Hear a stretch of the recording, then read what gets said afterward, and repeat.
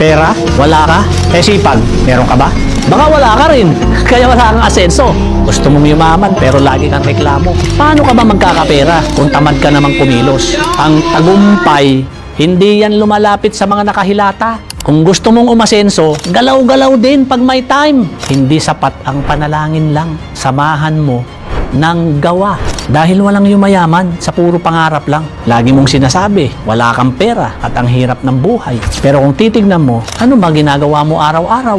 Gising sa tanghali, tapos puro cellphone lang. Wala kang ibang ginawa kundi tumambay. Paano ka aasenso? Wala ka namang ginagawa. Kahit gaano ka katalino at kagaling, kung tamad ka, wala kang mararating. Magtrabaho ka, magsumikap ka, magtiis ka. Dahil ang mundo ng pera, sipag at tiyaga ang puhunan. Kung gusto mong umasenso, simulan mo yan sa mindset mo. Huwag kang umasa sa ayuda o tulong ng ibang tao. Maghanap ka ng extra income. Mag-aral ka at matutong dumiskarte. Tandaan mo na walang imposible sa taong porsigido at masipag.